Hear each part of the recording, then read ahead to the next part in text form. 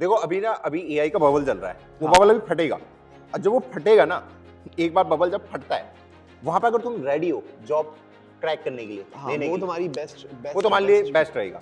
अभी जो sales force के वो थे, सीईओ थे, जिसने पिछले साल अपनी 40% वर्कफोर्स उड़ा दी थी, अभी उनका स्टेटमेंट आया दिसंबर जनवरी में, बोला मुझे उस चीज का पछतावा हो रहा है।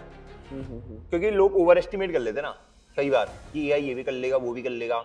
तो हाँ जी गुरुजी, आज करते हम एआई के ऊपर बातें। बहुत तहलका मच गया पिछले एक हफ्ते के अंदर, बहुत कुछ हो गया एक हफ्ते के अंदर। हाँ, और शायद बहुत सारी पब्लिक को पता भी नहीं है कि क्या क्या चल रहा है अभी एआई मार्केट के अंदर। तो शायद आपको टाइटल से पता चल गया होगा, थोड़ा बहुत आइडिया लग गया होगा। तो गुरुजी कहाँ से स्टार्ट करूं मैं कि एक हफ्ते में ना इतना कुछ मार्केट बदल गया ना, ये शायद पूरी हिस्ट्री में पहली बार हो रहा होगा कि इतना जल्दी बहुत सारे चेंजेस हुए हैं। और मैं आपको डरा नहीं रहा हूँ। अभी मैंने रिसेंटली सुना था कि एंथ्रोपिक के जो सीईओ है, और basically Anthropic as a company और यूएस गवर्नमेंट की आपस में बन नहीं रही है। वो तो छोड़िए, पहले जो मोदी जी और एंथ्रोपिक के सीईओ की बनी है सबके जैसे हाथ उठ गए थे। इंडिया का एआई समिट था, तो पहले इंडिया के एआई समिट के बारे में बात करते हैं। शायद अभी हमने छेड़ा नहीं कि वहाँ पे क्या क्या हुआ था। अभी जी इंडिया में एआई समिट हुआ था, तो वहाँ पे वो उसी से वायरल हुआ, हाँ, जो गलगोटियास वाला इवेंट हुआ। एग्जैक्टली। पर मुझे वो एक चीज समझ नहीं आई, जो मुझे शॉकिंग लगा। अगर मैं तुम्हें बोलूं गुरुजी कि एमईटी के बच्चे ने, एलपीयू के बच्चे ने, गलगोटिया के बच्चे ने ये बना दिया, रोबोट बना दिया, हाँ, तुम्हारे सामने आके बोल दिया किसी ने, तुम यकीन मानोगे? नहीं। कौन आनेगा यकीन? मेरे को यही समझ आया उसको इतने बड़ा न्यूज क्यों बना दिया। हाँ, मेरे को भी ये लगता है कि इतना बड़ा उसको हाईलाइट क्यों कर दिया, जब आपको ऑलरेडी पता था कि ऐसा हो ही नहीं सकता, पॉसिबल ही नहीं है।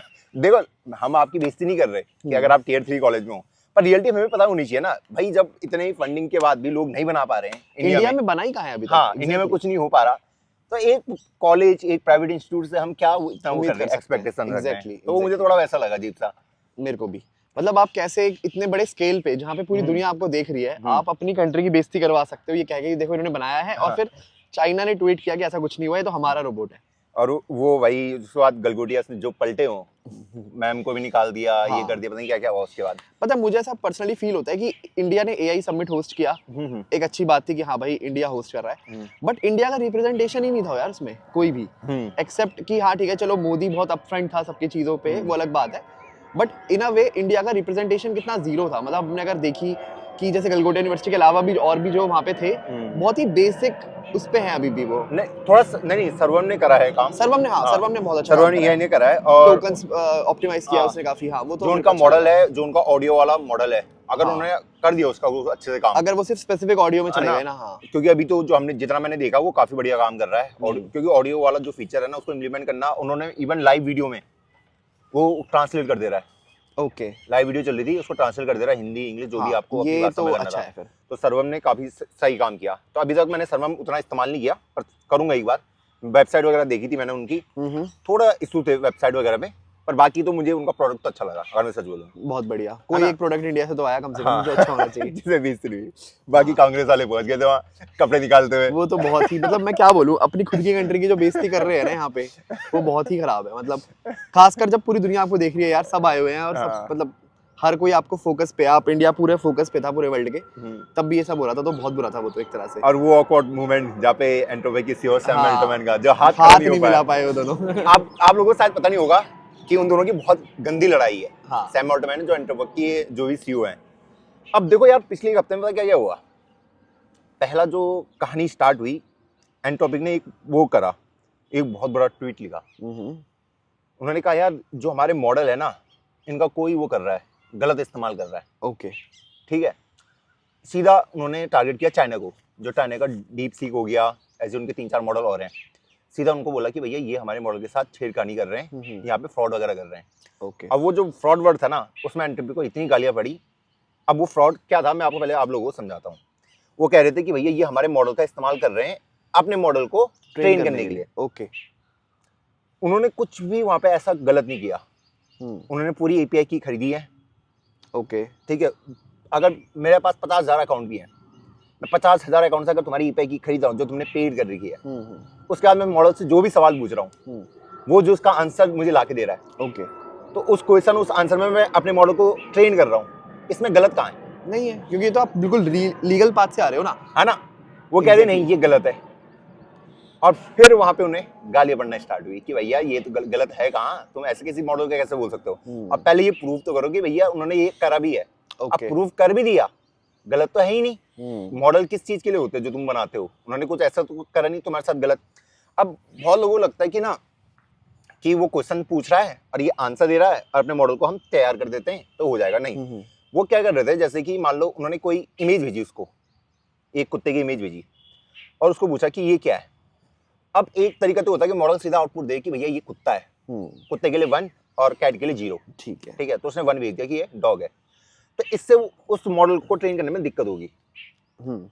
इसकी बजाय अगर वो मुझे आउटपुट दे कि तुझे कितने % चांसेस लगते हैं कि ये कुत्ता है, कितने % चांसेस लगते हैं कि ये बिल्ली है। तो मान लो उसने कुत्ते की इमेज भेजी, उसने बोला भैया यहाँ पे मुझे 90% चांस है ये कुत्ता है और 10% चांस है बिल्ली है। अब यहाँ पे बेनिफिट कहाँ पे मिला कि जब वो मॉडल कह रहा है, जो एंट्रोपिक का मॉडल है, जब वो उस इमेज को देख के वो रियलिटी में ही कह रहा है कि 90% ये है और 10% ये है और यही चीज मैं इसको सिखा रहा हूँ, तो ये इसका बिल्कुल अब टारगेट वाला मिमिक बन गया, क्योंकि अब ये भी 90% है, 10% ही सीखेगा। एग्जैक्टली। और ऐसे इन्होंने अपने मॉडल को ट्रेन करना स्टार्ट किया। ओके, है ना। और उसके बाद उन्होंने अकाउंट वगैरह बैन किए। इवन अगर आप लोगों ने एक चीज एनालाइज करी होगी कि इंडिया में अभी, इंडिया क्या हर जगह ही एपीआई की खरीदना बहुत मुश्किल हो रखा है इन मॉडल्स का। ओके, मतलब बहुत जल्दी ये बैन कर देते हैं। ठीक है, जैसे इनको लगता है कुछ गड़बड़ है सीधा बैन, कि जेमिनाई की तो बहुत ही हार्ड है, मतलब तुक्का लगाना पड़ेगा तब खरीद पाओगे। अगर मैं ओपन ईआई की बात करूं, वहां पे भी सीधा वो क्रेडिट कार्ड ही मांगता है और वो भी कई बार एक्सेप्ट नहीं करता। ओके, हर मॉडल के साथ सेम प्रॉब्लम। और इवन अभी जो हमारा जेमिनाई का है, जेमिनाई के साथ ये दिक्कत आ रही है कि उन्होंने अपना एक प्लान निकाला था, जो यूजर होंगे $250 पर मंथ देंगे एपीआई की के लिए। ओके, ठीक। और उन्होंने क्या करा कि एक दिन आए, आधे अकाउंट को उड़ा दिया, $250 ले लिए और आधे से ज्यादा अकाउंट की एक्सेस ही ले ली। ओके, उन्होंने कहा कि इसका रीजन, उन्होंने कहा कि भैया चाइना, ओके, कि चाइना कुछ बैकडोर से ये काम कर रहा है तो हमने ये बैन कर दिया। ओके, और यही आरोप ओपन ईआई भी लगा रहा है। ओके, तो इससे ये हो रहा है कि अब ना, जैसे अभी धड़ाधड़ मॉडल रिलीज हो रहे थे, अब जो मेरी थ्योरी है, मुझे ऐसा लगता है कि इनके पास एंट्रोपिक हो गया, अपना ओपन ईआई हो गया, जेमिनाई हो गया, सबसे आगे तो एंट्रोपिक को रखता हूँ। उनके पास तगड़े मॉडल है इंटरनली, बहुत ज्यादा, उसको वो रिलीज नहीं कर रहे हैं। ओके, क्योंकि उन्हें पता है कि उसको यूज करके दोबारा अपने मॉडल ट्रेन ना कर दे। जैसे तुम रिलीज करोगे, उसको क्या करना है, क्योंकि यहाँ पे दिक्कत ही है ना, रियल वर्ल्ड डेटा में जब हम ट्रेन करते हैं किसी चीज को, तो जो डेटा आता है ना, उसमें बहुत सारी नॉइस होती है। बिल्कुल, डेटा में गलतियां होती हैं। एग्जैक्टली, ठीक है। तो उससे मॉडल को ट्रेन होने में कम समय लगता है, जो ज्यादा समय लगता है। चाइना वाला तो उल्टा कर रहे हैं, डेटा में नॉइस ही नहीं है, कोई गलती नहीं है, मैं पूछ रहा हूँ, वो आंसर दे रहा है। हाँ, कभी कभार शायद इक्का दुक्का, है ना। पर यहाँ पे जो जिस तरीके से एंट्रोपिक वगैरह अपने मॉडल को ट्रेन करते हैं, ये क्या करते हैं कि भैया लोगों को हायर करते हैं डेटा को लाने के लिए, उस डेटा से फिल्टरिंग करने के लिए। वहाँ पे ह्यूमन वर्क ज्यादा है। इन्होंने तो पूरा लेबलिंग, हाँ, डेटा लेबलिंग वगैरह, इनका तो है ही नहीं कुछ, पूरा ऑटोमेशन में चल रहा है। यूज करते हैं दूसरे मॉडल को ट्रेन करने। इन्होंने कर देंगे 10 मिलियन अपने प्रॉम्प्ट जनरेट। और ऐसा भी नहीं है ना कि ये कोई इलीगल चीज है, ये तो मतलब ऐसा किसी पे कोई रूल नहीं है कि आप ऐसा नहीं कर सकते। हाँ, एक मॉडल ये नहीं, ये बहुत कॉमन स्ट्रेटजी है। आप एक मॉडल को यूज करके दूसरा मॉडल ट्रेन करते हैं। बिल्कुल, ये होता है, पूरा मार्केट में होता है। यूएस में भी तो अपने मॉडल्स का क्या होगा, अब जैसे 5, एक ओपस 5 है मान लो, तो 5.1 तक जाना है, तो वो अपने मॉडल का यूज करेगा ना उसको अपग्रेड करने के लिए उसमें। हाँ, तो यहाँ पे इस प्रोसेस को डिस्टिलेशन कहते हैं। ये एमएल वगैरह में बहुत ज्यादा इस्तेमाल होती है कि हम बड़े मॉडल से छोटे मॉडल को ट्रेन करते हैं, सवाल वगैरह पूछ के, ताकि मैं उसकी तरह बिहेव कर पाऊं। अच्छा, इसमें मेरा एक क्वेश्चन है, क्या एंथ्रोपिक अगर चाहे तो इस पे से रेस्ट्रिक्शन ही लगा सकता है कि कोई और मॉडल ट्रेन ना कर पाए, या फिर हाँ वही बहुत सारे क्वेश्चंस को वो करना पड़ेगा? वो कह रहे उनके पास 24-25 हजार अकाउंट है। पता कैसे करोगे? क्या कोई यूजर नॉर्मल सवाल पूछ रहा है या फिर वैसे वाले, वो ट्रेन करने के लिए सवाल पूछ रहा है ना? कुछ आइडिया नहीं है किसी को। तो वहां पे वो दिक्कतें बहुत ज्यादा आ रही थी। और मैं कहाँ पे था उस समय कि एंट्रोपिक के सीईओ की बात कर रहा था ना मैं। हाँ, कि उनके क्या दिक्कत चल रही थी, उनके साथ सैम अल्टमैन के साथ दिक्कत की बात है। तो वही मैं एपीआई की का इशू में था कि एपीआई की से वो लोग बहुत डर रहे हैं। तो अभी हर कोई यही कर रहा था। और इवन अभी अगर हम देखेंगे ना, इसलिए वो अपने नए मॉडल रिलीज ही कर रहे हैं। इंटरनेट के पास बहुत बड़े मॉडल हैं। अब वो क्या कर रहे हैं, अलग गेम ये खेल रहे हैं। अभी हमने देखा होगा कि इंडिया का जो आईटी स्टॉक मार्केट है बहुत तगड़ा क्रैश हुआ है। क्यों भैया? वो अपने एजेंट लेके आ गए, उन्होंने कहा ये बहुत बढ़िया एजेंट है, तुम्हारे इन सबको रिप्लेस कर देगा। फिर वो फाइनेंस का लेके आ गए, फाइनेंस की कंपनियां नीचे आ गई। हाँ, मतलब जिस दिन उनका कोई आ जाए, एजेंट रिलीज हो जाए, उस दिन मार्केट का डाउन जाना बनता है। वो खुद ऊपर जा रहे हैं, मस्त तरीके से, बिल्कुल बाकी डाउन आ जाते हैं उस दिन। और इंडिया का जो आईटी सेक्टर है, इन्होंने तो बहुत गोल्डन अपॉर्चुनिटी मिस करी है। 2015-16 के अराउंड की बात है कि इन्फोसिस को ऑफर मिला था ओपन एआई में इन्वेस्ट करने का। ओह, ये नहीं पता मेरे को। हाँ, पूरी बातचीत हुई थी इनकी, जो उनका उस टाइम का कोई था एक बंदा, वो गया था, वो बिल्कुल एग्री हो गए थे कि हम इन्वेस्ट करेंगे। ओके। इंडिया आया, उन्होंने कहा नहीं। 2017 में उसको निकाल भी दिया उस बंदे को। तो भाई करोगे क्या भाई? मतलब उनको लग रहा था कि कभी ऐसा होगा ही नहीं, शायद जितने ज़्यादा लोग होंगे उतना ज़्यादा काम होगा। उनको ये पता नहीं चला कि चीज़ें जाएंगी फ्यूचर में, थोड़ा धीरे धीरे करके ऑटोमेशन की ओर जाएंगे। बिल्कुल, मतलब फ्यूचरिस्टिक सोच थी ही नहीं कुछ भी। इंडिया में उसकी बहुत कमी है, हम अपडेट नहीं कर पाते अपने आप को इतना जल्दी। हाँ, क्योंकि हम पता नहीं क्या ही सोचते हैं, शायद हमारा जो सराउंडिंग है वैसे ही है मेरे ख्याल से, कंजर्वेटिव है ना, थोड़ा कंजर्वेटिव सा है। अब उसके बाद क्या हुआ कि इनकी तो लड़ाई चली रही थी मस्त तरीके से। उसके बाद जो एंट्रोपिक है उनकी लड़ाई हो जाती है किसके साथ? यूएस गवर्नमेंट के यूएस गवर्नमेंट के साथ। ये देख रहे हो उस interesting पे है। कितना सारा काम हो रहा है। अब यूएस गवर्नमेंट के साथ ओपनली लड़ाई चल रही है। यूएस गवर्नमेंट के साथ लड़ाई हुई कि जो एंट्रोपिक के जो ये हैं मॉडल्स हैं, ये वहाँ पे उनको ही एक्सेस करते हैं। जो यूएस गवर्नमेंट है और जो यूएस की आर्मी है, जो इनकी जितनी एजेंसी है, एंट्रोपिक का इस्तेमाल करते हैं। उनको $200 मिलियन उन्होंने दिए हुए थे। उनके साथ कंडीशन ये थी कि अभी जो इनके जो मॉडल हम इस्तेमाल करते हैं ना, इनके ऊपर बहुत सारी रेस्ट्रिक्शन होती हैं कि हमें ओपनली सारे आंसर नहीं देते हैं, बिल्कुल कुछ आंसर को बचा के रखते हैं।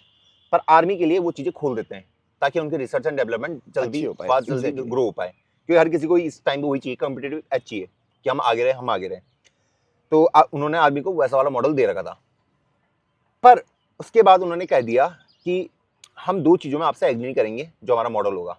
पहला कि भैया आप इस मॉडल की हेल्प से कोई मास सर्विलेंस नहीं करोगे। बिल्कुल। दूसरा कि भैया इससे आप कोई भी ऑटोमेटिक वेपन नहीं क्रिएट करोगे। ओके। जैसे रोबोट वगैरह क्रिएट कर दिया जो वेपन वगैरह लेके चल रहा है। उन्होंने कहा इस चीज़ को ऑन पेपर लिखना पड़ेगा। पर मेरे को समझ नहीं आया, मतलब एज एन एंथ्रोपिक एक जो कंपनी है वो ऐसा तो है नहीं कोई सोशलिस्ट कंपनी है कि वो दुनिया का भला देखना चाहती है इसलिए ऐसा कह रही है। उसको भी इससे पैसे मिलते हैं। उसका फायदा ही होता। उसकी स्टार्टिंग ऐसी हुई थी, जो एंट्रोपिक का सीईओ है वो ओपन एआई छोड़ के यहाँ आया था। हाँ 21 में। तो वो इसी लेगेसी को लेके आए थे, भैया वहाँ कुछ हो रहा है, हम एक नया फ्रेश स्टार्ट कर रहे हैं। ओके। हमारी जो ये है विचारधारा ये रही, दुनिया को सुधारना है, दुनिया का भला करना है, ये सब गॉट इट, है ना। अब maybe behind the scene थोड़ा उसके ऊपर लेफ्टिस्ट का भी वो लगता है कि भैया ये थोड़ा वैसे हैं, लेफ्टिस्ट वगैरह हैं, वो बोलते रहते उन्हें। पर ये तो उनकी सही बात थी कि जो उनके वो होनी चाहिए, पब्लिक के मास सर्विलेंस नहीं होनी चाहिए। अब पहले तो मुझे भी समझ नहीं आया मास सर्विलेंस का मतलब क्या है भाई, एआई कैसे कर लेगा, मेरा यही सवाल आया। फिर मैंने रिसर्च करी कि मास सर्विलेंस कैसे पॉसिबल होगी। फिर मैंने देखा यार मास सर्विलेंस बोलने का मतलब ये नहीं था कि मान लो मेरे पास करोड़ों लोगों का कॉल रिकॉर्ड पड़ा हुआ है, पहले भी था, कॉल रिकॉर्ड तो पहले भी था, अब भी है, लेकिन एआई उसको एनालाइज कर सकता है, पैटर्न ढूंढ सकता है कि कौन किससे बात कर रहा है, कौन किसका दोस्त है, किस लोकेशन से बात कर रहा है। इवन जो मुझे सबसे इंटरेस्टिंग बात लगी कि ये तो चाइना कब से करते हुए आ रहा कि अगर पूरी सिटी में मैंने कैमरे लगा दिए, सीसीटीवी, हाँ ठीक है, और किसी पर्सन को मुझे आइडेंटिफाई करना हो, कितना इजी हो जाता है। एआई से कितना इजी हो जाएगा, मैनुअली तो बहुत हार्ड हो जाएगा, है ना, कि भाई वो इंसान कहाँ है, अब कहाँ है, उसको फेस रिकॉग्निशन वो पूरा ट्रैक कर लेगा, भैया ये यहाँ पे है। इंसान का बिहेवियर चेक कर सकता है कि भैया ये इसका बिहेवियर कैसा है, उसका वो तो हमने देखा भी था कि जो वोटिंग सिस्टम वाला जो हमने पहले भी देखा था, जो अमेरिका में हुआ था कि उनको सब्टल तरीके से वो चीजें दिखाते हैं, मैनिपुलेट करते हो। तो उन्होंने कहा भैया एआई के लिए हम मास सर्विलेंस के लिए बिल्कुल इजाजत नहीं देंगे। इवन जैसे हमने देखा कि पब्लिक प्लेस में हम वो लगा सकते हैं, क्या कैमरा लगा सकते हैं, जो मुझे बेस्ट लगा, पर उन कैमरे के अंदर ऑडियो रिकॉर्डर कोई नहीं लगा सकता, अलाउड नहीं है ना। तो इससे तुम किसी की बातचीत नहीं सुन सकते। पर जो ये मॉडल है ये आपकी लिप को तो पकड़ सकते हैं ना, सिंक करके उसको वो कर सकते हैं, हाँ कि आपने क्या बोला होगा, ऑब्वियसली, हाँ, है ना। इनके लिए कितना आसान है कि तुम ऑडियो बना देंगे, वो पूरा सारा काम हो गया। तो उन्होंने कहा भैया एक तो मास सर्विलेंस, दूसरा जब उन्होंने बोला कि भैया जो आर्मी के लिए जो वेपन है वो हमें अलाउड नहीं करेंगे, तुम ऑटोमेटिक वेपन बनाओगे, वो ह्यूमैनिटी के लिए खतरा है। बिल्कुल बात भी सही। उन्होंने सिंपल रीजन दिया कि अब हमारा मॉडल उतना कैपेबल है ही नहीं कि अगर उसने कुछ गड़बड़ वगैरह कर दी, दुश्मन को मारने की जगह अपनी आर्मी को मार दिया, ठीक है। उन्होंने कहा अभी हमारे मॉडल इसके लायक नहीं है, तो हम नहीं देंगे। तो लड़ाई छिड़ गई, उन्होंने साफ मना कर दिया। तो उसके बाद यूएस गवर्नमेंट ने कहा कि भैया हम तुम्हारे ऊपर वो कर देंगे, एक्शन ले लेंगे, तुमसे अपना सारा वो छीन लेंगे, जो भी हमने फंडिंग वगैरह दी है और जो भी हम अपने डिपार्टमेंट से तुम्हें हटा देंगे।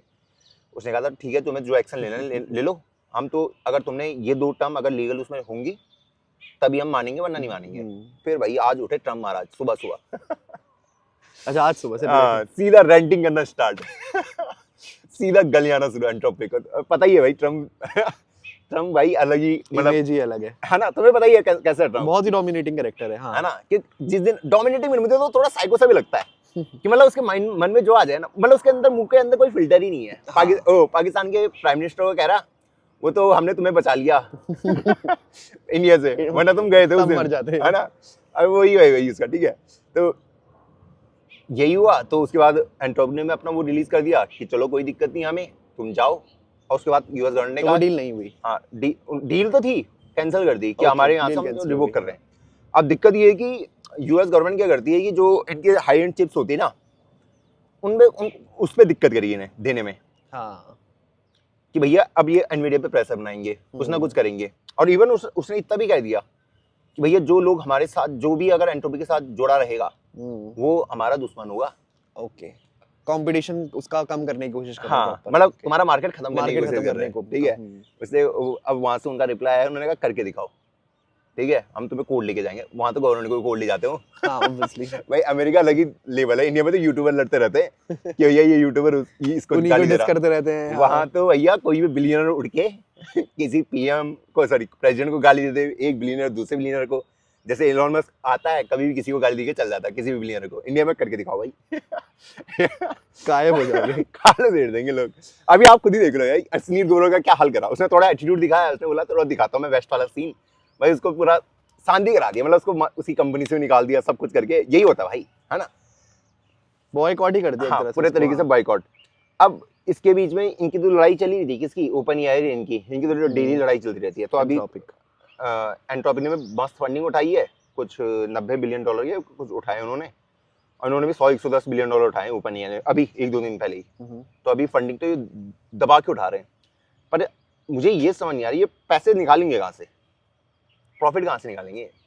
क्या लगता है गुरुजी? देखो एपीआई की बेच के तो नहीं आ रहे वाला प्रॉफिट। एपीआई की तो बिकी नहीं रही, वही चाइना पीछे बढ़ा हुआ तुम बेचो हम खरीद लेंगे। कितना मस्त सीन कर रखा भाई, वो तो इंटरेस्टिंग है वैसे। तुम बेचना चाहते हो, आगे वाला खरीदना चाहता है, तुम अब बेच नहीं चाहते। अब ऐसा ही नहीं है कि मैं बाद में बेचूंगा तो महंगा बिकेगा। वैसे वो कंट्री रेस्ट्रिक्शन तो लगा ही सकते हैं। कौन? जैसे अगर एंट्रोपी को या फिर ओपन एआई को लगता है कि चाइना उसको, बहुत सारे वो है ना, ये जो अदर मॉडल हैं, सॉरी जो थर्ड पार्टी सर्विसेज हैं, उनके थ्रू ले रहे हो, उनके थ्रू ले लेंगे वो। बैन तो उन्होंने शायद पहले से लगा रखा है इनके ऊपर, ओके, चाइना वगैरह पे, ठीक। तो वो थर्ड पार्टी इस्तेमाल करते हैं, मान लो कोई सर्विस है वो बेच रहा है, जैसे ओपन आउटर वगैरह है, ये बेचते हैं, भैया तुम ले लो, हमसे ले लो, ये कर लो, तुम्हें कोई भी वो चाहिए प्लेटफॉर्म चाहिए, उसका एक्सेस चाहिए, हम देंगे तुम्हें। तो उनके थ्रू वो पूरा डेटा एक्सेस, वो डायरेक्ट भी तो नहीं कर रहे थे, वो तो वहां से कर रहे थे, वो वहां से डेटा लाके इनको दे रहा था। Got it. तो ये वाला सीन हो रहा था पूरा। और इसके बीच अभी कुछ टाइम पहले ओपन क्लाउड करके आया था, ओपन क्लाउड, हाँ, उसमें भी अभी बहुत वो मच रही है बसड़।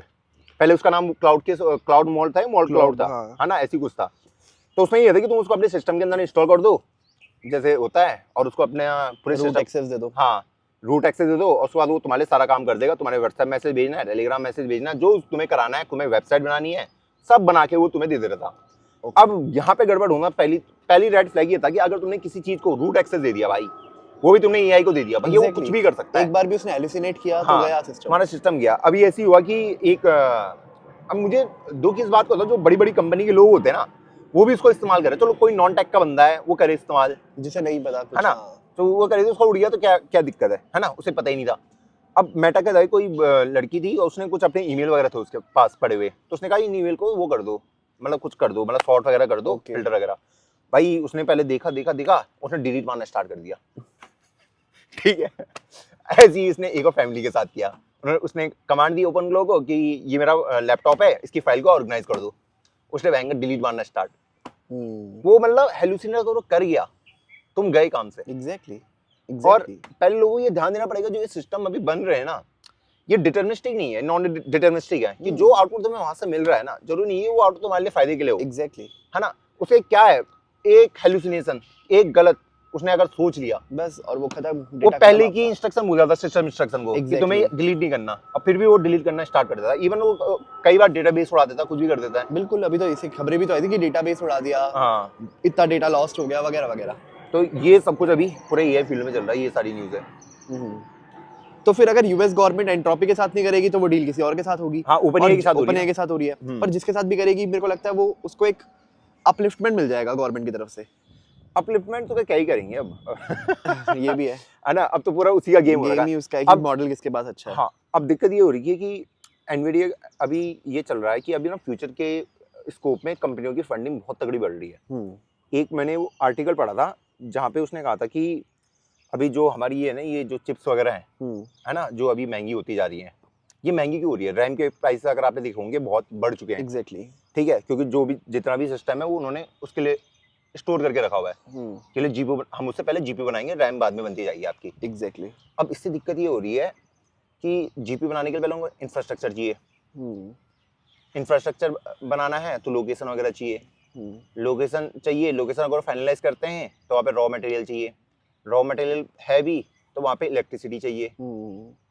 इतने सारी डिपेंडेंसी हो रही है क्योंकि भाई जब तुम्हारा जीपीयू वगैरह तुम पूरा इंफ्रास्ट्रक्चर वगैरह बनाओगे तो वहाँ पे जीपीयू कितना जल्दी गर्म होता है। तभी तो ये पूरी समिट इसीलिए तो हुई थी इंडिया में कि भैया जो उसका वो होगा जहाँ पे इनके सर्वर वगैरह को रखा जाएगा जीपीयू का, वहाँ पे रखना पड़ेगा जहाँ पे पानी ज़्यादा हो, ताकि ये जो बहुत जल्दी हीट मारते हैं ना, इतनी सारी जो प्रोसेसिंग चलती है इनको ठंडा करने के लिए। अब अभी हुआ कुछ नहीं है, पर वो फ्यूचर के लिए बेट लग रही है कि होगा। उस पे फंडिंग हाँ, अभी जीपीयू भी नहीं बने, ठीक है, अब जीपीयू बनेंगे तो रैम के लिए कुछ बचा ही नहीं है, रैम कम है मार्केट में, रैम के प्राइस बढ़े जा रहे हैं। एक इस पे पोस्ट देखा था मैंने, हाँ, कि अभी हम एक प्रॉब्लम सॉल्व करने की कोशिश कर रहे हैं जो प्रॉब्लम ही नहीं है। हाँ, एक ऐसे सॉल्यूशन से जो सॉल्यूशन एग्जिस्ट ही नहीं करता। हाँ, तो अभी यहाँ पे पूरा वो रिकर्सन टाइप का ही बन रखा है एक तरीके से कि ये होगा फिर ये होगा, ये होगा, तभी हो जाए। पूरे वाले में वो बन रखा है कि होगा। हाँ, एग्जैक्टली। और जो एग्जिस्टेंट सॉल्यूशन है इसके प्राइस महंगे हो जा रहे हैं कि भैया तेरे लिए कुछ नहीं है। तो तुम्हें लगता है कि इसको ही एक बबल कहते हैं कि बबल क्रिएट होना? हाँ, ये बबल, हाँ, ये बबल एक बिल्कुल राइट टर्म होगी कि भाई अभी हमारे पूरे मार्केट के अंदर एक बबल क्रिएट हो रखा है। और अगर वो ब्लास्ट हुआ तो बहुत कंपनीज डाउन जाएगी। हाँ, जो फंडिंग्स हुई है इतनी सब नीचे जाएगी। हाँ, अब वो भी हो गया ना, अब लोग ईजीआई की बात ही नहीं कर रहे हो भाई। मैं तो वो देख रहा हूँ, पहले बीच में तो ईजीआई की खत्म हो गया अब, है ना, ईजीआई की टर्म खत्म हो गया। और इवन जो ये मॉडल अभी आ रहे हैं इनका जो आउटपुट है वो तो काफी पसंद आ रहा है, अगर मैं सच बोलूं, है ना। पिछले 1.5-2 हफ्ते से मैं काफी इंप्रेस हुआ हूँ जो उनका आउटपुट दे रहे हैं। ये नहीं हो रहा कि ये सब कुछ ऑटोमेशन हो जाएगा, लेकिन अगर तुम्हें पता है कोडिंग का आइडिया, अगर तुम्हें कोडिंग आती है अब हाँ, हेलुसिनेशन कम हो गया कोड में, डिटरमिनिस्टिक ज्यादा हो गया पहले से। हाँ, कि भैया अगर तुम उसे सही से गाइड करोगे, पर वहाँ पे बैठना पड़ेगा इंसान को, तुमसे गाइड करोगे। मतलब अभी भी वाइब कोडिंग करके तो नहीं, वाइब कोडिंग करके तो नहीं होगा। तुम बोलोगे लीड कोड बना दे, तो पता नहीं क्या बना देगा। तुम्हें बोलोगे भैया ये फंक्शन है, इसको एग्जीक्यूट कर, फंक्शन एग्जीक्यूट, इसको कर, ये एग्जीक्यूट। अगर आपको अच्छे से टेक की नॉलेज है या लैंग्वेज की नॉलेज है तो आप उससे काम करवा आराम से करा सकते हो। लैंग्वेज तो नहीं, बट टेक की तो नहीं, टेक की नॉलेज तो होनी चाहिए देयर मिनिमम, है ना। तो आपका काम, वो सारा काम बहुत आसान कर देगा। गुड, ये तो है। फिर अगर ऐसा चल रहा है ना तो मुझे ऐसा लगता है धीरे धीरे कि अगर मॉडल्स पर इतने भी ज्यादा डिटरमिनिस्टिक हो गए कि अगर कोई टेक का पर्सन है ना तो उसका काम, मतलब उसकी ऑप्टिमाइजेशन 10x कर दो, तो सोच रहे हो मैं उसके ऊपर जा ही नहीं रहा कि जॉब्स चली जाएंगी एंड ऑल दैट। मुझे लगता है कि वो फ्यूचर में होने वाला है। मुझे लगता है कि कंपनीज को ज्यादा अर्न करने का मौका मिलेगा, टेक्निकल सेक्टर में बढ़ने का मौका मिलेगा, क्योंकि सबकी ऑप्टिमाइजेशन हो जाएंगी भाई, हर एफिशिएंसी बढ़ जाएगी हर डेवलपर की। हाँ, वो तो है कि एफिशिएंसी बढ़ेगी, अभी नई कंपनीज खोलेंगी। और अभी जो सेल्सफोर्स के वो थे सीईओ थे जिसने पिछले साल अपनी 40% वर्कफोर्स उड़ा दी थी, हाँ, अभी उनका स्टेटमेंट आया दिसंबर जनवरी में, बोला मुझे उस चीज का पछतावा हो रहा है। क्योंकि लोग ओवर एस्टिमेट कर लेते ना कई बार कि एआई ये भी कर लेगा, वो भी कर लेगा, ऑटोमेशन में हो जाएगा। नहीं, ऑटोमेशन में उतना नहीं होगा जितना अभी हम सोच रहे हैं, है ना। पर वहाँ पे इंसान का वो चाहिए, तुम्हें कटिंग करनी पड़ेगी, टीम कट होगी। क्योंकि अभी मुझे खुद लगता है कि जो अभी हमारी इंडस्ट्री है यहाँ पे भी बबल है, क्योंकि ह्यूमन जरूरत से ज्यादा हमने भर रखे हैं, है ना। जो हमने लेवल की बात पहले भी करी थी कि हर कोई प्रोजेक्ट बनता है इतने लेवल से नीचे गिरते गिरते यहाँ पहुंचता है। मतलब ये कि स्टार्टिंग में उसका इफेक्ट दिखेगा, पर वो लॉन्ग टर्म सस्टेनेबल नहीं है। लॉन्ग टर्म नहीं होगा, क्योंकि उसके बाद नई कंपनीज खुल जाएंगी, अलग कंपनी खोलेंगी। बिल्कुल। और बहुत लोगों को ऐसा लगता है कि चलो एआई आ गया, ठीक है, अब तो कुछ प्रॉब्लम ही इसके बाद एग्जिस्ट नहीं कर रही, सारे प्रोडक्ट तो बने हुए हैं, हम क्या प्रोडक्ट बनाएं। ऐसा नहीं होता है। अब मुझे ना यहाँ पे बहुत बढ़िया एग्जांपल मिला था, हमने देखा था ना, नोटपैड तो पहले भी एग्जिस्ट करता था, नोट्स लिखने, नोट्स मेकिंग। भाई नोशन आया, क्या कर दिया उसने, एग्जैक्टली पूरा मार्केट खा दिया भाई। एग्जैक्टली हम कहते थे भैया नोट मेकिंग कैसे कोई बिजनेस बना सकता है। ट्रू। नोशन आया, नोशन ने पूरा मार्केट का गेम ही चेंज कर दिया। और ऐसे हर उसके लिए होता है कि तुम सिर्फ हर सेक्टर में होता है, तुम एक नीच को पकड़ो बस, बिल्कुल, और उसमें छा जाओ। भले हर किसी को बेसिक सा टास्क लो। इवन तुम अगर देखोगे ना, ये जो टू डू ऐप, ये टू डू लिस्ट वाले हैं भाई, ये $1 बिलियन कंपनीज हैं। तुम्हें लगता होगा भैया टू डू तो बना रहा है और ये मतलब अगर एक छोटी सी प्रॉब्लम अगर उठा लेना, जैसे पीडीएफ हो गया, पीडीएफ को compressor, I love PDF I love company PDF कितना चलती है, बहुत पैसा कमाते हैं भाई। और सिंपल, बहुत सिंपल काम है। बताओ क्या है इसमें कि तुम्हारे पास एक पीडीएफ उसको तुम्हें कंप्रेस करके कम साइज का या करना है, दो पीडीएफ बस को आपस में मर्ज करना है, बस मर्ज करना है, बस इतना ही काम है उस वेबसाइट का। तो ऐसा अभी होगा फ्यूचर में कि तुम एक स्पेसिफिक प्रॉब्लम के लिए वो काम कर दो। और मेरी इसमें पता है एक और ये थियरी है कि हमें ना जैसे लगता है कि एआई से कंपटीशन बहुत बढ़ रहा है क्योंकि सबकी एफिशिएंसी 10x हो रही है, पर मुझे ऐसा लगता है कि जैसे हम अपना उसमें भी देखते हैं कमेंट सेक्शन में भी कई लोग ना एआई से डर के अब उतना कॉम्पिटिटिव हो ही नहीं रहे हैं। फॉर एग्जांपल लोगों को लगता है अब मैं जावा या कोई लैंग्वेज क्यों पढूं, ठीक है, या अब मैं एक टेक्स्ट स्टैक क्यों समझूं क्योंकि एआई तो ये काम कर ही देगा, मैं उसे करवा लूंगा।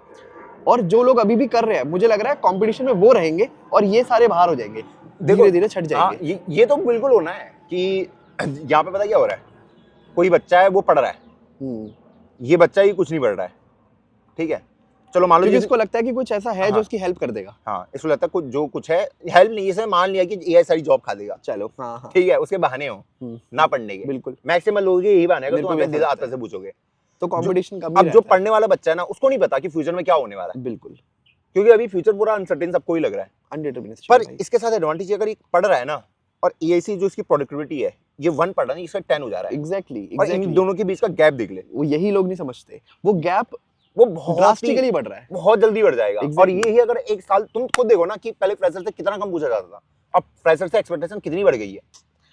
अब वो ग्रोथ लीनियर नहीं रहेगी ना, उनके गैप की, वो एक्सपोनेंशियल हो जाएगी सीधे। अब ये पीछे वाला जब तक उसके लेवल तक पहुंचने की कोशिश करेगा पहुंच ही नहीं पाएगा, वो और आगे निकल जाएगा। एग्जैक्टली। अब बच्चे ये सोच रहे हैं यहाँ पे कि भैया एआई जो हमारा ये मार्केट है, आईटी मार्केट, ये पूरा खत्म हो जाएगा, बेस्ट तरीका है government job, safe secure.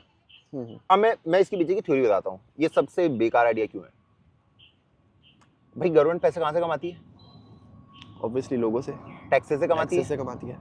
IT कितना बड़ा हुआ है, बहुत बड़ा रोल, बहुत बड़ा। आईटी कंपनी नहीं है, कॉर्पोरेट से कितना टैक्स आता है, सारी कंपनी बंद हो गई, सारे कॉर्पोरेट बंद हो गए, यही तो चाह रहे हैं, सारा एआई ले जाएगा सरकारी नौकरी छोड़ के, सारा लोगों के पास भी पैसा नहीं है, टैक्स कहां से देंगे? टैक्स दे कौन रहा है? क्या गवर्नमेंट एम्प्लॉय टैक्स देते हैं? बताओ, तुम बताओ मुझे, मैं सैलरी टैक्स की बात कर रहा हूँ। हाँ, देते हो तुम, देते हुए होंगे तो कितने लोगों की सैलरी 1.5-2 लाख होती है, बहुत बूढ़े हो जाते तब जाके उनकी सैलरी होती है।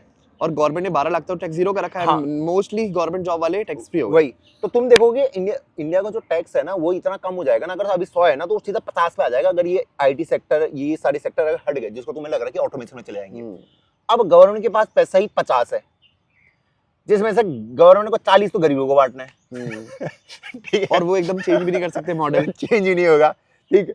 अब इनको जो ये अब ये गवर्नमेंट जॉब के लिए यहाँ आ रहे हैं, गवर्नमेंट ने पहले ही वो हटा दिया, पेंशन वाला सिस्टम हटा दिया, पूरा कट हो रखा है, ठीक है। अब उसके बाद गवर्नमेंट क्या करेगी?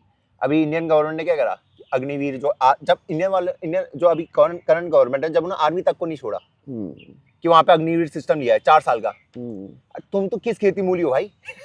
वहां पे तो सिस्टम है क्योंकि अगर 4 लोग भर्ती होंगे तो 4 साल के बाद 3 रिटायर कर दिए जाएंगे, एक को अंदर कंटिन्यू रखा जाएगा। तो इनको अगर गवर्नमेंट लेगी भी ना 4-5 साल से ऊपर नहीं लेगी, क्योंकि गवर्नमेंट को भी पता कि गवर्नमेंट ऑफिस में कितनी एफिशिएंसी है। बिल्कुल, क्यों लेना मुझे इतने लोगों को जब इतनों में काम हो सकता है, बिल्कुल, है ना। अब इनको ये लग रहा है कि चलो हम गवर्नमेंट जॉब उठा लेंगे, मैं करूंगा तैयारी। अब जिनकी जॉब जा रही है ये क्या करेंगे? ये नहीं आएंगे उस जॉब के लिए अप्लाई करने। तुम्हें क्या लगता है जो इतनी बड़ी पॉपुलेशन जो बेरोजगार हो रही है, जिनके पास दिमाग है, बुद्धि है, वो गवर्नमेंट प्रेशर नहीं बनाएगी कि तुम एज क्राइटेरिया बढ़ाओ? एग्जैक्टली, गवर्नमेंट जॉब आने का हमें भी मौका चाहिए। एग्जैक्टली, जॉब कहाँ रहेंगी अगर तुम्हारी पूरी यही इसी थ्योरी अराउंड चल रहे हो, और उनके पास दिमाग पहले से वो पहले से दिमाग लगा तो उन्होंने वहां खर्च कर रखा है, तुम्हें तो अभी दिमाग चलाना स्टार्ट करना पड़ेगा। बेसिकली भैया इकोनॉमिक सेंस नहीं बनाएगी कंट्री की अगर ऐसा हुआ तो उस चक्कर में मत पड़ोगे। क्या होगा वो नॉन डिटरमिनिस्टिक है पूरा, वो कोई भी गेस नहीं कर सकता। ये हमारी यूनिवर्स ना एक रैंडमनेस से पे चल रहा है, किसी को नहीं पता। इवन लास्ट में वो ऑर्डर्ड हो जाएगा, वो अलग बात है। हाँ, अभी किसी को नहीं पता। देखो तुम हो, मैं हूँ, हर कोई फ्यूचर को प्रिडिक्ट कर सकता है, बिल्कुल, पर कोई बहुत मुश्किल चांस है कि हम 50% भी एक्यूरेट गेस कर पाएंगे फ्यूचर में क्या होगा। एग्जैक्टली। तो हमारा बेस्ट आउटकम अभी यही है ना कि हमारे पास जो रिसोर्सेज है उसका बेस्ट आउटपुट लेके आओ, बेस्ट आउटपुट लेके आओ। इवन अगर हम देखेंगे ना जो फाइनेंस वाले होते हैं, फाइनेंस वालों को तो हम इंटेलिजेंट मानते हैं, जो फाइनेंस को प्रेडिक्ट करते हैं कि भैया गोल्ड का रेट बढ़ेगा, इसका ये होगा, उसका ये होगा, ठीक है। उनकी एक्यूरेसी पता कितनी होती होगी? पूरा सर्वे हुआ है इसके ऊपर, जो फाइनेंस एक्सपर्ट हैं 50-60 23%। ओके, बहुत ड्रास्टिकली कम है। वो तो हमने ओवर एस्टिमेट किया 50-60%, रियलिटी में बहुत कम होता है ऐसे मार्केट के अंदर। ट्रू। तो आपको नहीं पता ये आपको सोचना पड़ेगा कि भैया ये पूरा गेस का गेम है, अभी किसी को नहीं पता कि क्या होगा फ्यूचर में, हर कोई प्रिडिक्ट कर सकता है।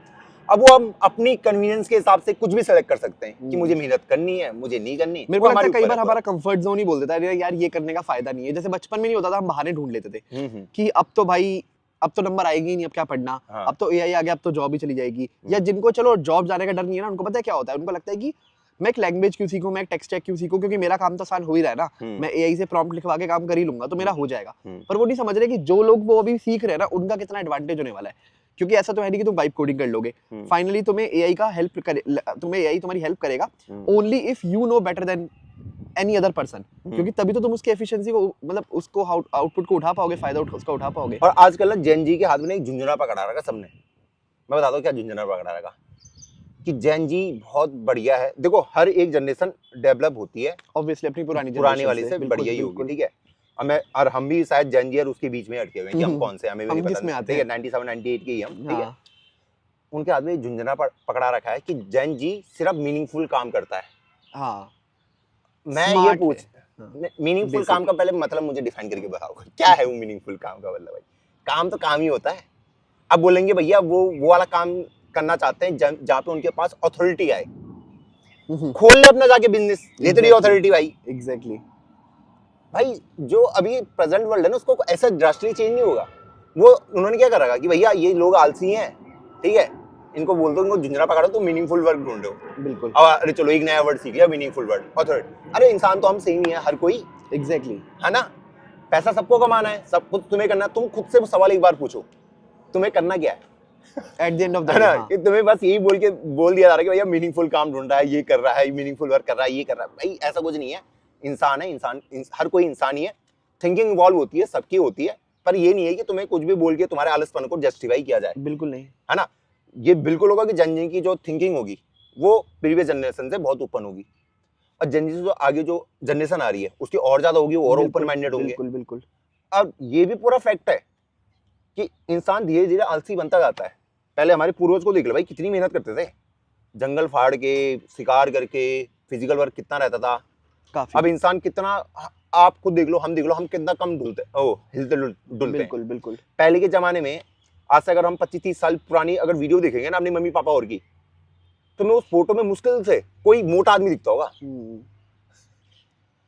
करना है अभी मम्मी पापा के एक बार एल्बम देखना, फोटो में देख लेना, मुश्किल है सब वो पतले सी, एक चौड़ी सी पैंट, शर्ट ढीली सी। अब देख लो गुरुजी का पेट निकला, मैं भी यहाँ तुलतुला हो रखा हूँ, ठीक है। तो जनरेशन आलसी बनती जाती है। बिल्कुल। अब यहाँ पे ये हो रहा है कि जब से एआई आ रहा है, तो अब वो लोगों को वो डर लग रहा है कि जो ये माइंड वाला गेम है, इसको एआई ने खा ले, कहीं हम फिर से लेबर वाले काम में स्टार्ट हो जाए। क्या बॉडी हमारी बची नहीं है, माइंड एआई ने खा लिया, अब हम करें क्या?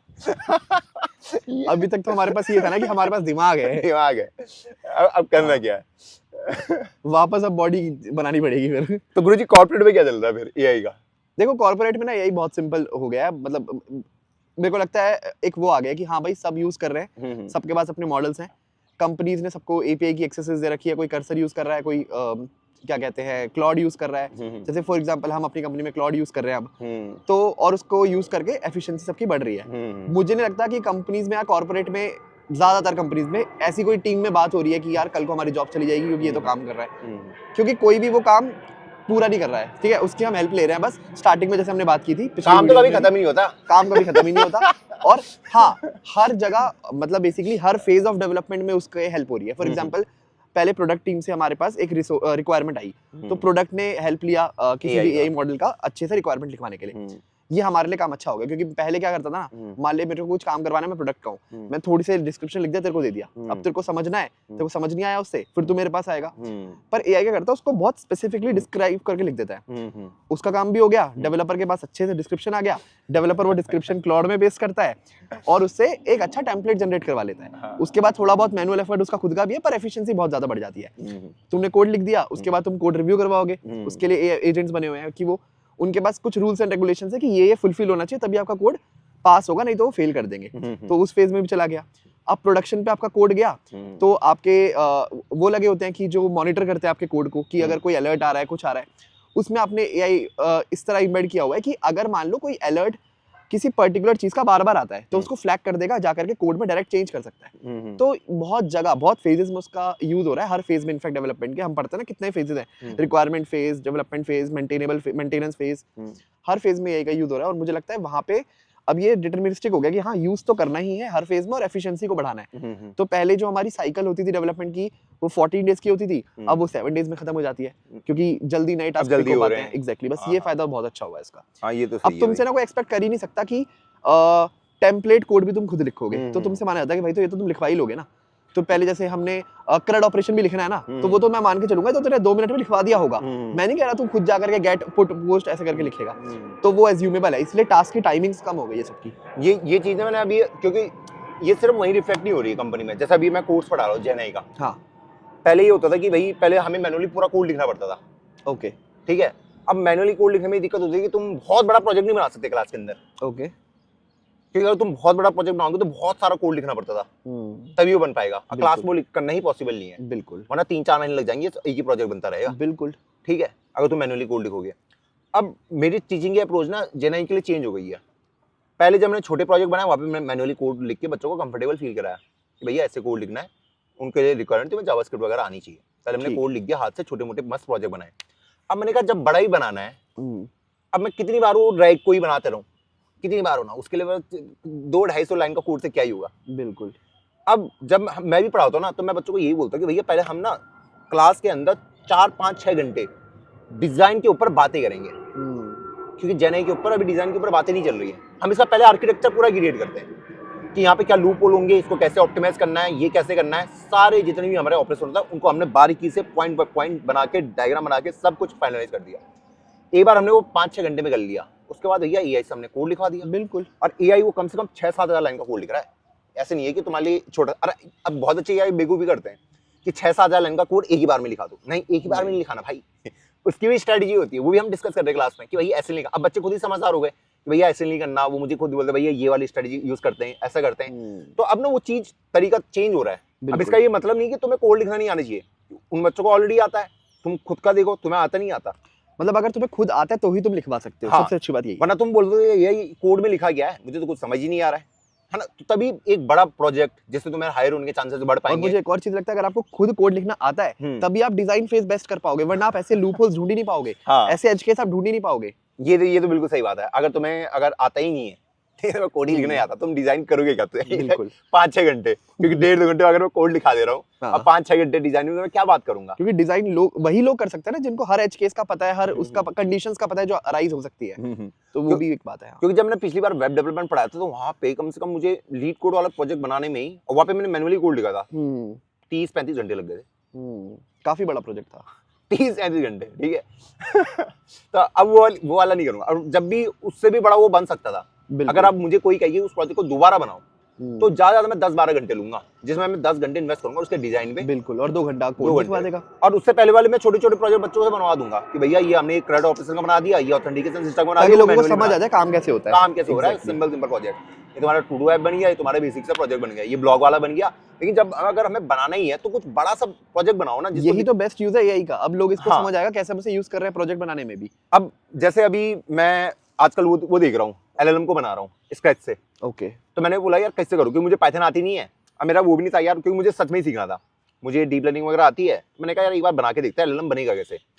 और पाइथन आई होप आप सबको पता होगा, मुझे नहीं आती है। मैंने सोचा क्योंकि मैं कोड जावास्क्रिप्ट भी लिख रहा था, मैंने कहा यार जावास्क्रिप्ट से बनाऊँ क्या।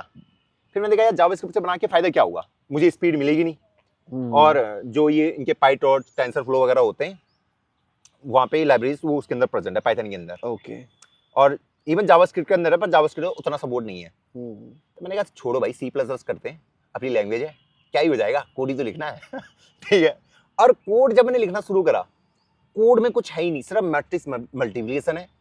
ठीक है। और एक कुछ कॉन्सेप्ट ऐसे हैं जहाँ पे मुझे लगा कि हाँ यार यहाँ पे ऐसे करके चीज़ों को ऑप्टिमाइज किया जा सकता है। जैसे कि हम मुझे कोई मैट्रिक्स बनानी है, मैट्रिक्स हम कैसे बनाते हैं, 2D अरे ले लेंगे ऐसे करके। वहाँ पे हमें 1D अरे की 2D अरे को 1D अरे में कन्वर्ट करना पड़ता है। ओके। ताकि वो मेमोरी एफिशिएंट हो पाए। ओके। ऐसे करके, और ताकि वो पैरेलल कंप्यूटेशन चल पाए। फिर मुझे समझ आया कि यहाँ पे GPU की जरूरत क्यों पड़ी, है ना। उससे पहले मैं कोई और एल्गोरिथम लगा रहा था। मैंने सोचा कि भैया इसको ऑप्टिमाइज करने के लिए वो लगाता हूँ, क्योंकि एनक्यूब में होता है मैट्रिक्स मल्टीप्लिकेशन, अगर 2 मैट्रिक्स को मल्टीप्लाई करें। वहाँ पे एक एल्गोरिथम n की पावर कुछ था उसका 2.7, हाँ मैंने कहा उसको करता हूँ, फिर मैंने देखा नहीं यार इससे तो एफिशिएंसी आएगी नहीं, ठीक है, तो वहाँ पे पैरेलल कंप्यूटिंग चल सकता है, जब नॉर्मल वाला है मल्टीपल टास्क एक साथ चल सकते हैं पैरेलल में, तो तब मुझे पता चला कि अच्छा यहाँ पे जीपीयू की नीड क्यों पड़ रही है। बैक प्रोपोगेशन के कोड में आया भाई, इसका कोड में जो प्योर मजा आया कोड लिखने में मुझे, क्योंकि वहाँ पे आपके फंडामेंटल बहुत ज़्यादा चेक होते हैं। ओके, अब उन लाइब्रेरी के अंदर वो कोड पहले से लिखा हुआ है बैक प्रोपोगेशन वगैरह का और इन सब का, मैंने खुद मैनुअली लिखा। हाँ मैंने गधा मजदूरी करी, मैं एक्सेप्ट कर रहा हूँ, ठीक है वहाँ पे, पर मजा आया, मुझे लगा कि हाँ कि जो मैंने सीखा था वो मैंने एक बार अप्लाई कर लिया। अब मुझे अगर कल को फ्यूचर में कभी भी पाइथन को इस्तेमाल करने में तो दिक्कत होगी, मुझे पता है कि हर जगह में क्या चीजें कैसे काम कर रही हैं। हम जाकर के उसको देख सकते हैं। हाँ, तो मुझे एक बार ना मुझे वो सेटिस्फाई तो होगी कि मुझे स्क्रैच से बिल्ड करना था। बिल्कुल। और अभी मैंने उसको टेस्ट नहीं किया है, जो मैंने अभी कोड लिखा है, क्योंकि अभी मुझे उसके लिए डेटा भी अभी जनरेट करना है। ओके। तो अभी मैंने डेटा के लिए जो स्ट्रेटजी मैं सोच रहा हूँ कि एलएलएम से जनरेट कराओ, जैसे चाइना वाले ने कराया था। फिर वो कहेंगे इंडिया हमारा फायदा उठा रहा है। अब बच्चे सोचेंगे भैया खुद का एलएलएम बना दोगे पूरा, नहीं खुद का नहीं बनेगा भाई, मेरे पास जीपीयू वगैरह तो है नहीं, जो है वो छोटा सा ही है, वो जो एनवीडिया का, उससे कुछ नहीं होने वाला।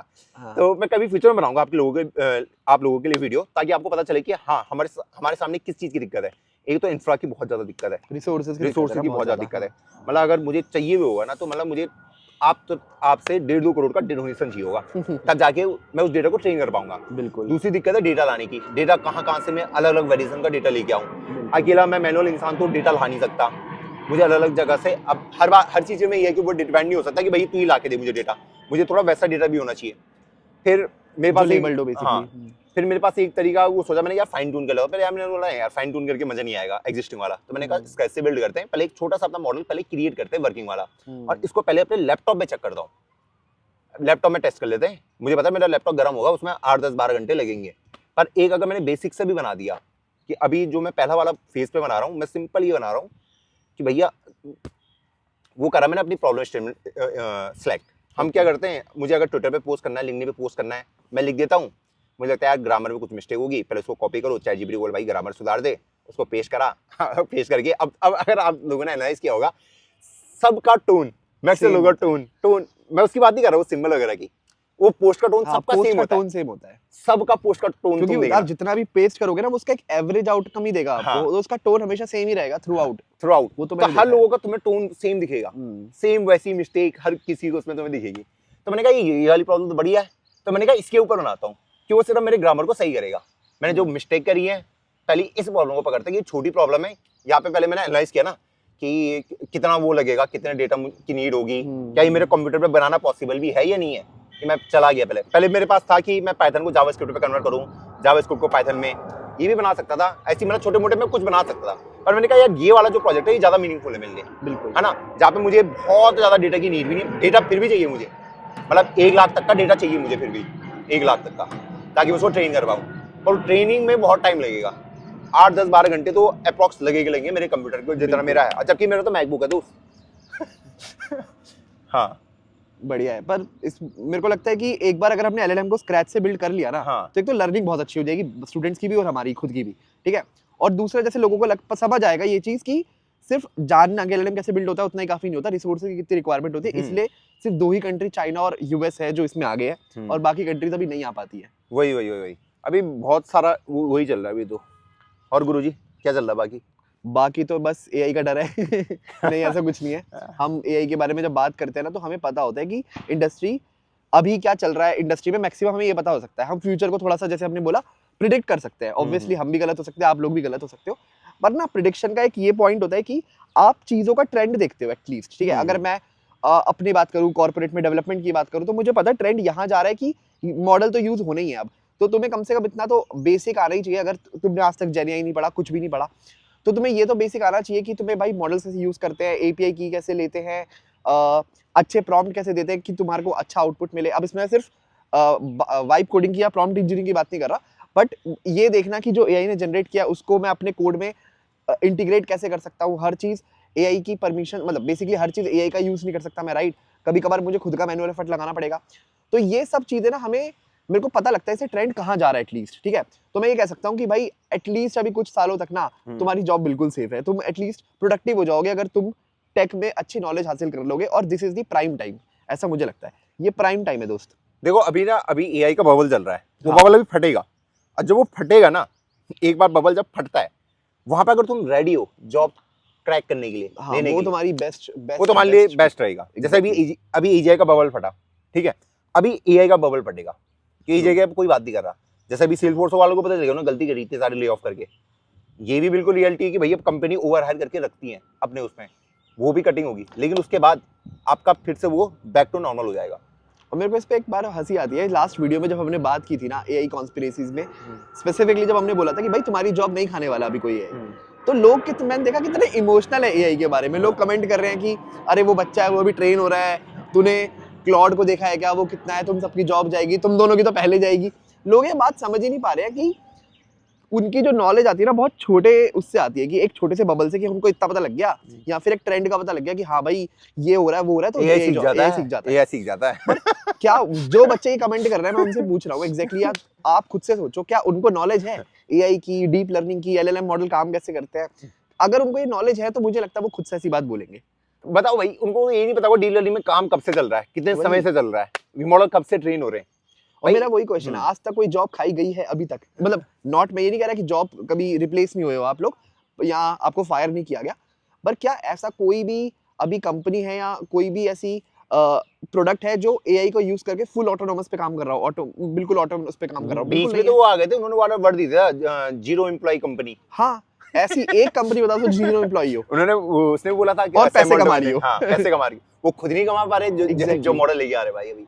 तो दोस्तों वही चल रहा है ना। इस वीडियो में इतना ही रखते हैं, इतने ही रखते हैं। हवाई जहाज चल रहा है और अब धूप हो रही है, इसलिए अब हमने छाया में बैठना शुरू कर दिया। छाया में बैठना शुरू करा है, थोड़े टाइम बाद हम इंडोर आ जाएंगे। तो सोच रहे हैं थोड़ा पॉडकास्ट का सेटअप थोड़ा सही करते हैं अपना। अब तो बाहर बैठना पॉसिबल नहीं होगा। चलो, थैंक यू एवरीवन, जय हिंद, बाय बाय।